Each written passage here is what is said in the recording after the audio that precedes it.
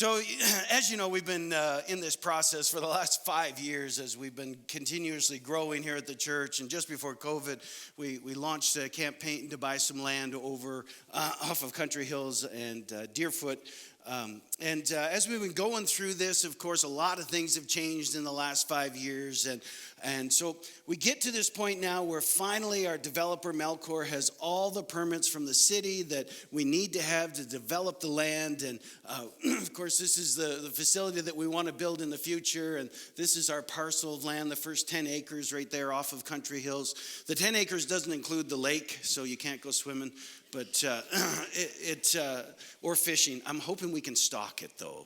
Just not tell anybody, but stock it, and you'll see me out there in the afternoons. But so this is our 10 acres is beyond the little pond there. And when we started this back in 2018, and we started working with Melcor to find some land and have this develop.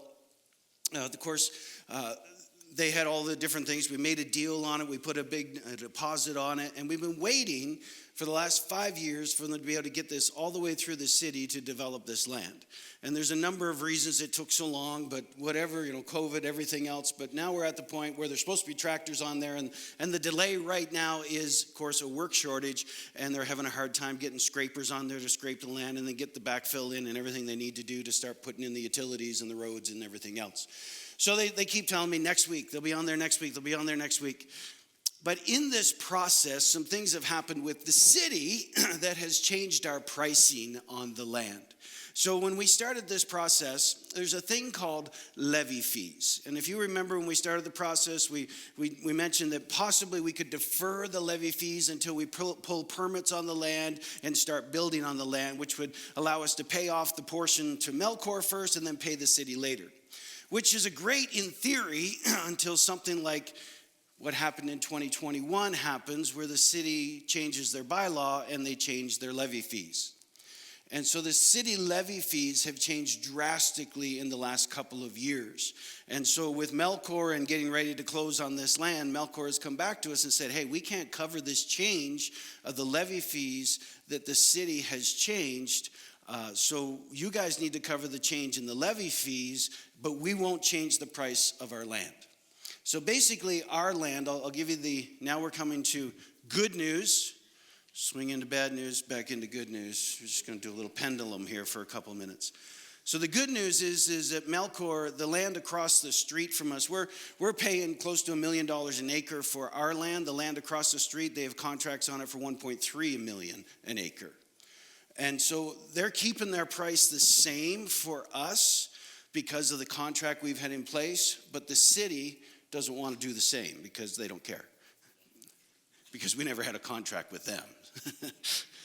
And so what's happened, long story short, is the city has changed levy fees so much that it's now $67,000 per acre more than it was when we started this process. Now some of you are like, oh my goodness, think about it. Per average, I looked this up, per average, because of the levy fee changes, new housing in Calgary has gone up. If you're building a new housing in Calgary, just because of the levy fees have went up on average $25,000 a house. And you're like, well, yeah, that makes sense. Houses have gone up about $60,000 a house in the last 3 or 4 years. Half of it almost is levy fees. Now, what levy fees are, for you that don't know, levy fees are the fees that they charge all new development to help pay for old development. Levy fees basically are put on new development to help pay for old infrastructure. And Calgary has old infrastructure. Just think about the water problem. That's old infrastructure that needs to be upgraded. So as the city expands, they charge a fee on the land to help pay for everything else that the people that are going to be living on that land also get to enjoy in the city. Make sense? So we can't blame the city too much. We honestly can't, because we need water and we need those old pipes replaced and so on and so on and so on. But it puts us in the spot where we had one price that we were going to pay for the land, and that as a congregation we voted on the land. Now we have a new price that we're going to pay for the land, and as a congregation we need to vote on it again in order to make sure that we adhere to our all of the things of our Constitution and everything else. So here's the breakdown real quick for you. Our land cost, our original levy fees were about $205,000 an acre. Now they're $275,000 an acre. Increase of $67,000 per acre. The land price stays the same for Melcor, and honestly, I'm so thankful that they were able to do that because it has changed drastically in the cost of developing land and the price of land since we started this contract. The levy fee increase that used to be $1.4 million total. Now it's $1.9 million. So the new price of the land is $6,946,000, difference of $469,000. A lot of you are like, oh my goodness, that is huge numbers. They were huge numbers when we started. They're just a little bit bigger now. Now you ready for the final good news? Because of all these delays, We've had 5% down with Melcor for the last 5 years. Because of all of the delays over the last 5 years, we've been able to raise about $5 million. And we have that invested. And those investments are making on average about 10%.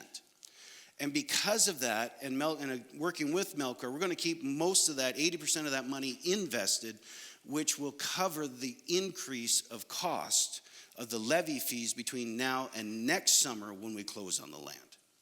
So that's the good news. And the other good news is because of the delays, we can't start building anyway. They can't finish the roads this summer, so we don't pay until next summer when they finish the roads, which gives us one more year to start keep raising money so that when we get to close on it, the amount that we have to borrow is less, which means we pay less interest in the long run. So how many of you know the Lord works all things for good? For those that love him and are called according to his purposes. We believe that this is what God has called us to do as a church and to continue to reach North Calgary. And a lot of you have sacrificed so much to get us this far. And as we go forward, the Lord is going to call us to sacrifice more. I know that, personally and corporately. But God works all things for good. For those that love him are called according to his purpose. He knew this was happening. He knew the bylaws had changed, and we knew they had changed. We were just hoping Melcor was going to cover the cost for us. But they can't. Matter of fact, they tell me, and I believe them, they tell me that they are going to lose money on selling us the land at the price they're selling us the land at because of all the changes and everything else. And so I believe them in that. But we will have a congregational business meeting in August. August 21st is a Wednesday evening. Wednesday evening, we're going to do it in person and online. For those that are online, they won't be able to ask questions online, but we're going to give you the opportunity to send in questions ahead of time, if you like, so that we can make sure that we answer any of those questions. If you are in the room, we'll be able to answer questions in the room. We will be able to vote online and in person if you are a voting member of the church, which means you've been through the membership class, you've applied for membership has been granted. We will not, once you call a congregational business meeting, we will not extend any new memberships between now and then. That's just part of the Constitution too, that you don't do things to pad votes one way or the other. And while we were in Honduras, we were ministering in different areas, and we went to this place on Friday that there was a church that was building a new building. I think I mentioned it before, and basically it was just the roof was a tin roof being held up by trees that they had limbed and just kind of stuck in the ground, and they had made this structure, and they were meeting there, and there's about 100 people now meeting in that structure. And while we were there, a few of our team that were there were like, man, we want to see what we can do to help them out to build this building. And so we brought it back to our missions committee and brought it back to our board, and some individuals that were on the team, gave towards this, and our church put money towards it, and we sent them about $5,400. Now, I wish we could build our building for $5,400. That would have been great. But they've started, and they'll be done building this building because it was all out of center block, and they're doing all the work themselves. They'll be done, and they don't have to have the permits that we have to have. They'll be done building this building in about 4 weeks. So while we're getting ready to build a building, we're building a building. So way to go.